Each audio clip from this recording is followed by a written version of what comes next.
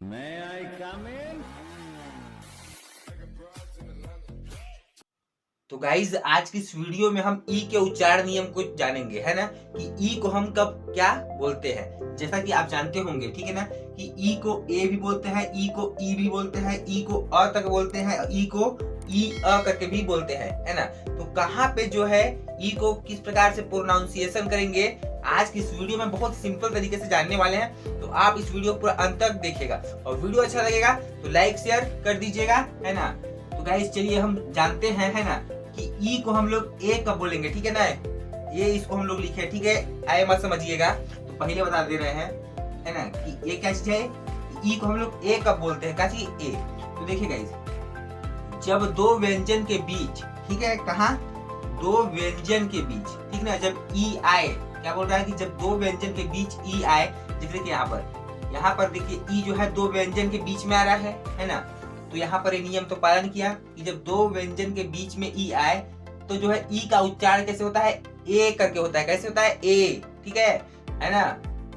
ठीक है, तो हमने यहाँ पर देखा कि इस ई को हम लोग कैसे बोलेंगे, ए करके बोलेंगे। कब बोलेंगे, जब दो व्यंजन के बीच में जब ई आता है ना, तब जो है ई को क्या बोला जाता है, ए बोला जाता है। क्या बोला जाता है, ए। लेकिन इसका एक कंडीशन है ना, इसका एक कंडीशन है कि लेकिन ई के बाद आर नहीं होना चाहिए। क्या चीज, ई के बाद आर नहीं होना चाहिए। देखिए यहाँ पर तो ई जो है दो कॉन्सोनेंट के बीच में आ रहा है, तब इसको हम लोग क्या बोलेंगे, ए का मात्रा लगाएंगे। तो ह का क्या लिखेंगे, एच का लिखेंगे ह, उसमें लगा ई तो क्या बन गया, हे, है ना। ह में ए का मात्रा लगाए तो हे बन गया। अभी क्या हो गया ना, हेन, ठीक है। तो हम लोग इसको हेन बोल रहे हैं। इसको हम लोग क्या बोल रहे हैं, देखिए ब में ए का मात्रा लगा तो बेड, बेड, क्या बोल रहे हैं, बेड, ठीक। उसके बाद देखिए यहाँ पर प में ए का मात्रा लगा तो पे ना, पेन, है ना। जब ई जो है दो कॉन्सोनेंट के बीच में आता है तब जो है ई को ए का मात्रा लगाते हैं, ठीक है ना।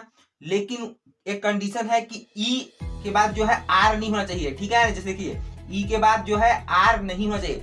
अगर ई के बाद आर है तब जो है उसका उच्चारण कैसे होगा, अ करके होगा। कैसे होगा, अर, ठीक ना, कैसे होगा, अ करके।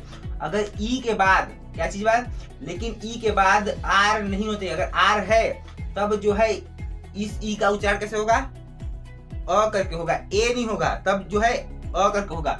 इसीलिए देखिए यहाँ पर देखिए पी ई आर है, तो इसको हम लोग इस नियम से क्या बोलते, पेयर बोलते। लेकिन ये पेयर नहीं लिखा है, क्या लिखा है, पर लिखा है। क्या चीज, पर, क्योंकि ई के बाद क्या है, आर है। तो देखिए ई को ए कब बोलते हैं, जब दो कॉन्सोनेंट के बीच में होता है तब जो है ई को ए कहते हैं ना। लेकिन जो है ई के बाद आर नहीं होना चाहिए। देखिए यहाँ पर ई के बाद आर नहीं है, ई के बाद आर नहीं है, ई के बाद आर नहीं है, इसलिए हम लोग इसको ए का मात्रा लगा है। लेकिन अगर ई के बाद आर आया तो वो अ का मात्रा हो जाएगा, ठीक है। तो ये क्या लिखा है, पर। बात आपको समझ में आया होगा। अब देखते हैं ई को हम लोग ई ही कब बोलते हैं। ई का ओरिजिनल साउंड जो है ई, वास्तविक ध्वनि, है ना, क्या होता है, ई। तो ई को ई ही कब बोलते हैं, देखिए जब दो व्यंजन के बीच ई हो। क्या चीज, जब दो व्यंजन के बीच में ई हो। तो ये देखिए यही वाला है कि दो व्यंजन के बीच में ई है ना, है ना।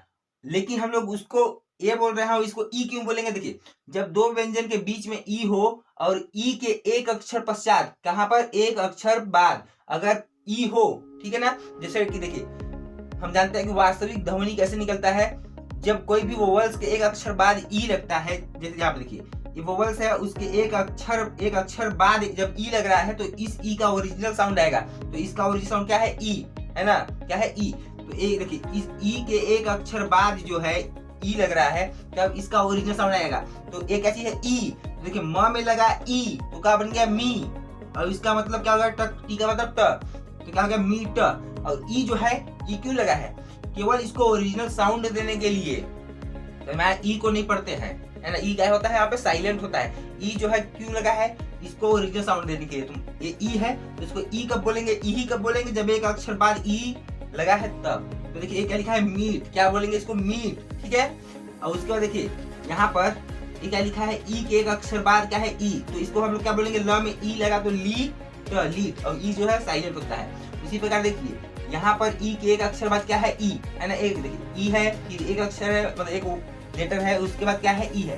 तो ई के एक अक्षर पश्चात क्या है, ई। तब जो है इस ई का ओरिजिन साउंड आएगा। तो ज में लगा ई तो क्या हो गया, जी, है ना। तो क्या लिखा है, जिन लिखा है। लेकिन उसका भी कंडीशन है, ये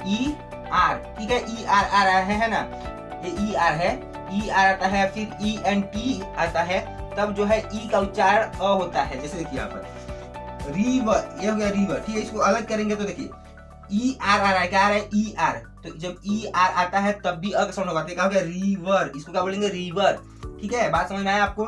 इसको देखिए ई एन है, क्या है, ई एन भी आता है तब भी इसको अ ही बोलेंगे, तो टोकन, टोकन, मतलब दो इसको खंड करने से ऐसा लगा टोकन, दो वर्ड हो गया है ना। तो जब शब्द खंड करेंगे तो लास्ट में अगर ई एन है ना, E N, E L, E N, E R, E N T आता है तब साउंड जो है अ का आता है। तो इसको हम कैसे बोल रहे हैं, वर, कैसे बोल रहे हैं, वर, है ना। एक क्या बोल रहे हैं, अन, तो कॉन्सोनेंट के बीच में तो है, दो कॉन्सोनेंट के बीच में, तो इसको ए बोलेंगे क्या, ये कब बोलेंगे, जब केवल ये शुरू में हो, ठीक है ना, कहाँ शुरू में हो। बात समझ में आया ना। अगर शब्द खंड हो रहा है, लास्ट में है, शब्द खंड होके लास्ट में है, शब्द खंड हो गया और लास्ट में है, तब जो है अ का साउंड आएगा। तो ना ये क्या लिखा है, पोस्टर, दो वर्ड हुआ कि नहीं हुआ। तो इसका जब पोस्टर, जब शब्द खंड के अंत में, कहाँ अंत में ई आर आता है, कहाँ ई आर अंत में आता है, तब जो है अ का साउंड आता है। तो क्या लिखा है, पोस्टर बोलेंगे, इसको टेर नहीं कहेंगे, पोस्टर, ठीक है।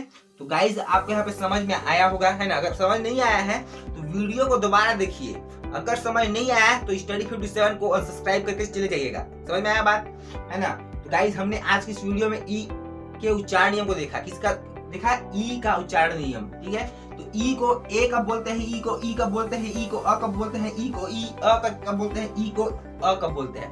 तो हमने आज की इस वीडियो में बहुत ही सिंपल तरीके से समझाने का प्रयास किया। तो वीडियो अच्छा लगा होगा तो लाइक शेयर कर दीजिएगा। मिलते हैं नेक्स्ट वीडियो में, तब तक के लिए जय हिंद।